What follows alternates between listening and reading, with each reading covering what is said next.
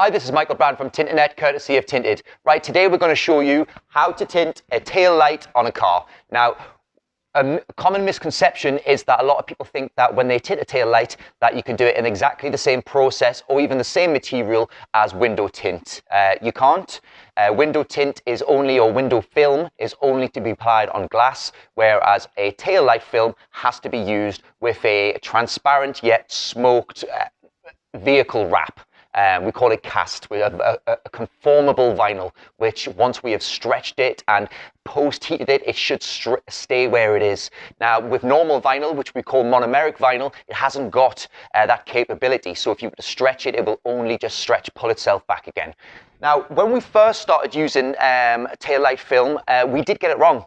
We would always try and put it on and pull it a little bit and do everything like that.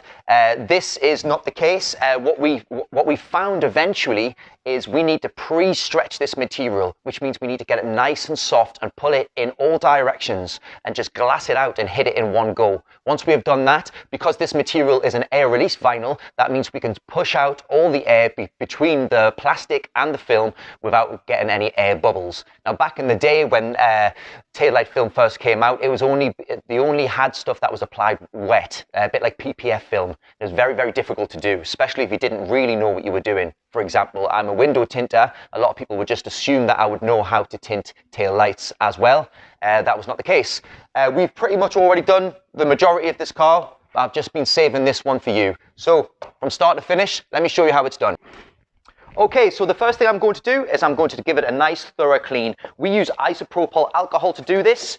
Now, we've already given it a quick wipe. So we've already given it a quick wipe to make sure that the surface dust is gone. And now we're just going to give it a bit of a thorough clean if this bottle decides to work. There we go. So with this isopropyl alcohol, you can't really use this as its first initial clean. You need to clean it first, and then this one just gets rid of any grime, oil, and any loose contaminants, making it nice and fresh. What we use here is a nice clean microfiber cloth, and we simply scrub the plastic with the cloth just to loosen any dirt that hasn't been taken off in the first initial clean.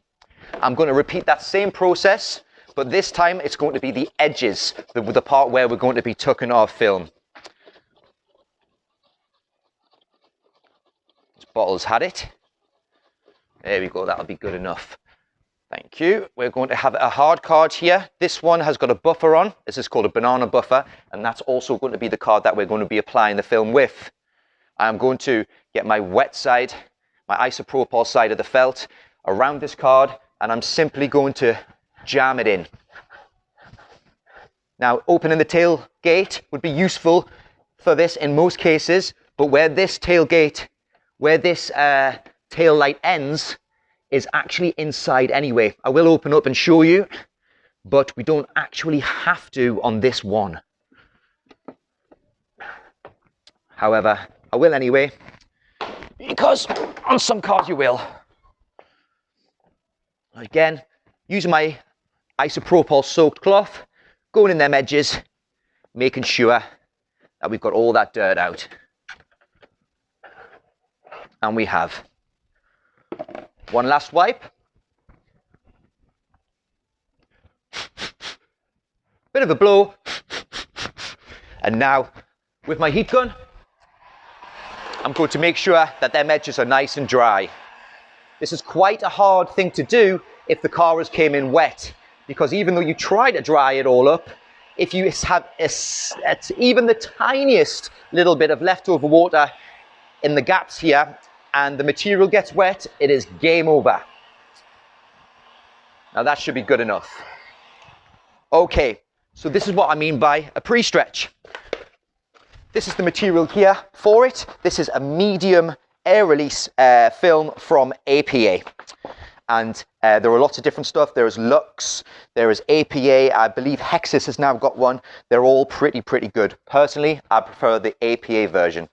So what we're going to do here, this is a wrap glove and it's seamless. So I'm going to be able to rub down the material without scratching it. We are going to release it here, and Gaz here is going to help me do so because it's a lot easier with two people. And then we are going to put it on the car, just like so. I'm going to try and get it nice and flat on the side here. And now we are going to lift off and we're going to make it nice and soft, and we're going to be pulling in opposite directions. So whilst Gaz pulls to the side, I'm going to be pulling up and down. And we are going to hopefully glass this material out across the entire light in one piece. Make it nice and soft. Now as Gaz pulls it round, I pull it up and down. And just like so, in one hit, that is how you glass out this material. Now simply, we are going to find the recess first, and we're going to push out all the air in that section. And then we are simply going to, with the rest and the card, if I can find that card. Where is it? Oh yeah. Could you pass us a bottle as well, please? We're going to soak this card up so it doesn't scratch it, and we're going to simply squeegee out the air. I'm not quite going to the end there because it might need a separate pull. Getting the nice flat section done first.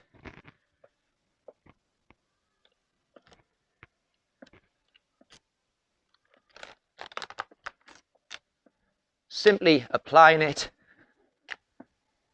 whilst the material is floating on the top.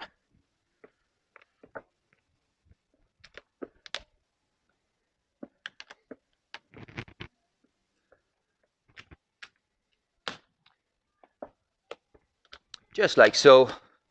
Now, if you can read the wrinkles of the material and you can see that it's not quite glassed, don't bother squeegeeing it down. Simply leave them bits till last. So for example, this bottom part here isn't quite finished, so we can lift it up again. Gaz here can give me a little bit of heat, and me pulling side to side, not up and down, we can glass it again and get that material in.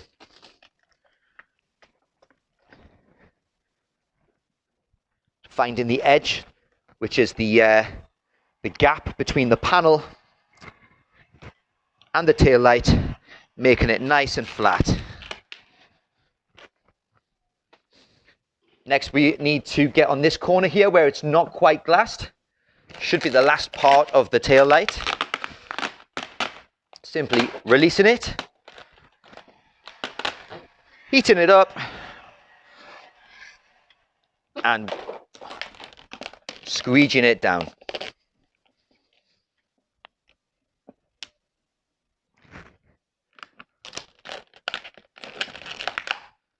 Just like so.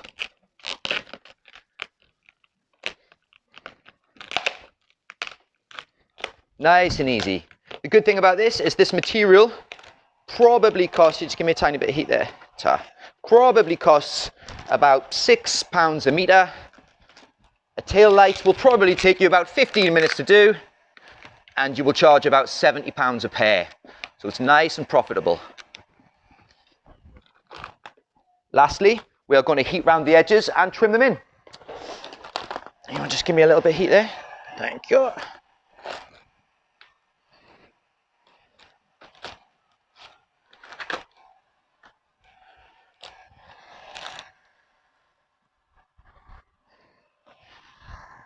Just like so. Now, whenever you heat up the material, you've always got to wait for it to cool down before you can cut it. That's going to take about a minute or two, so I'm going to pause the video right here whilst we wait for the material to cool down, and then we're going to trim it up. Okay, so what we've done here is we've just simply, after we've heated it here, we just let it cool down. Another point that I forgot to mention when we were pre-stretching this earlier is one of the reasons why it pre-stretches. So obviously, if you didn't pre-stretch pre-stretch this, you could do it in a different way. But if you're pulling in the wrong direction, eventually when it cools down and it gets weathered, it's simply going to pull back. With a pre-stretch, when you pre-stretch it in all directions and then you heat it, what it actually does is it pulls itself back together in the right location and actually just hugs. It wraps itself and simply just hugs the contours better, which is why for longevity and for staying power, so it doesn't peel back and you get all them wrinkles and fingers. That is the purpose of that pre-stretch. Okay, so now that the material's cooled down, we're going to trim it. Now on here we have a body line here and the material is unable to wrap itself around. So I'm simply going to just do a little relief cut with a nice sharp knife, not cutting on the paintwork, but we can use the body lines as a guide for our knife simply by resting the side of the blade along those edges and not actually pointing the sharpness of our blade in towards the paint. So to start with, I'm going to use this body line here and I'm going to make sure that I find the flat part of my knife against the flat part of the body. And then now that I've found it, I'm going to be pushing up against that body line. Therefore, I don't slip and cut against the paintwork. Another good thing to remember is not to poke your knife in too deep, because if you poke your knife in too deep, although you feel like you're not actually scratching the panel that you're resting against, you will be scratching some part of the material, the paintwork behind the light itself, which on a black car like this, you'll probably be able to see pretty easy. That's from there to there done. Now I'm going to use the body line underneath the tail light. And again, enter, and I'm just pushing against the body line just to give myself an overlap to hug underneath the tail light here. And I'm pressing downwards on there with the flat of my knife. So I'm not actually sticking my knife into the paint. I'm simply resting my knife on there as it moves along. That's that side done. Now this side here tucks round just a little bit. I'm just going to push that in. And on this one, I believe where the red plastic ends, there is like a separate skin, like a black skin of plastic there. So all I'm going to do is get my knife in between them two layers. And that will be that one. And again, I am pressing my knife against the black plastic here on the inside.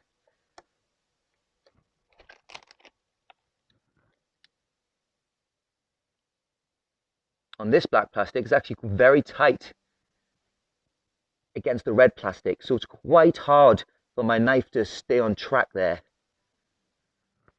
But not impossible, just a bit tricky.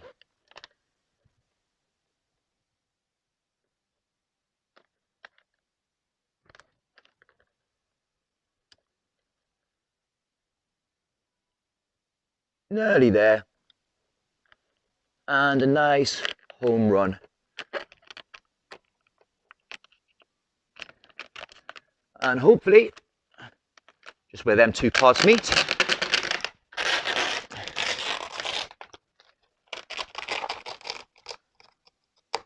that should be it.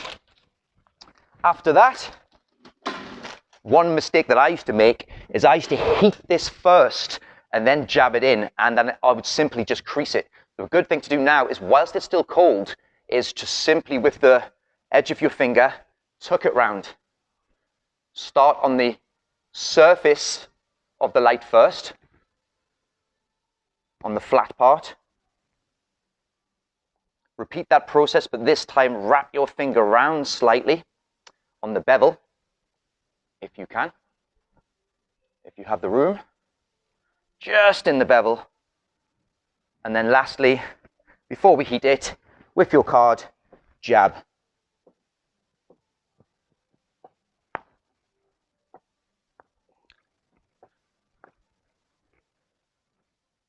If you run it along instead of jabbing, and you have a slight wrinkle or crease there, if you have a slight finger there, you're simply going to crease it. So by jabbing it, you are pressing those wrinkles, those fingers outwards, rather than running it sideways and creasing it. For now.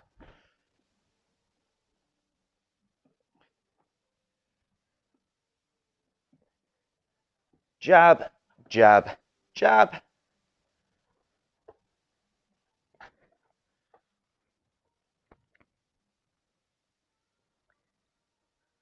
And then I'm just going to take off that little point there where the 2 parts met.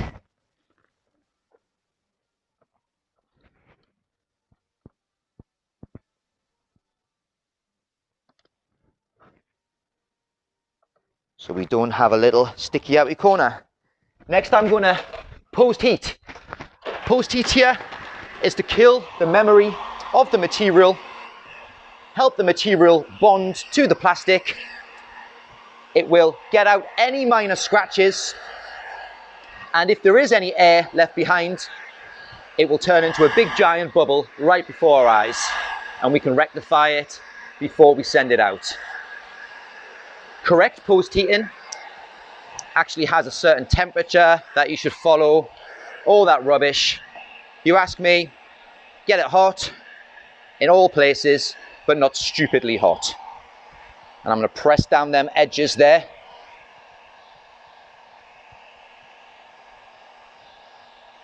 Heat underneath that gap between the panel and the tail light.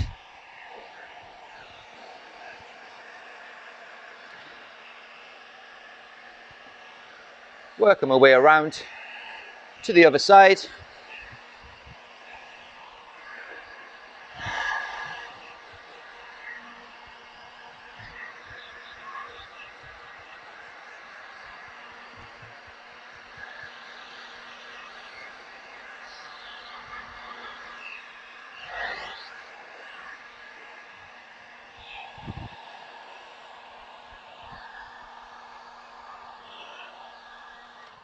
And that is done. If you see something and you want to jab it back down, try and refrain from doing it whilst it's too hot, because when it's too soft, then you press it down. Where it's too soft, you can actually stretch the material just by jabbing it and moving it, and then of course it's going to want to peel back. So if you do see anything after you've heated it, wait for it to cool down and then just repeat that process of jabbing. That's that tail light finished. My name is Michael Brand from Tinternet, courtesy of Tinted. Thank you very much.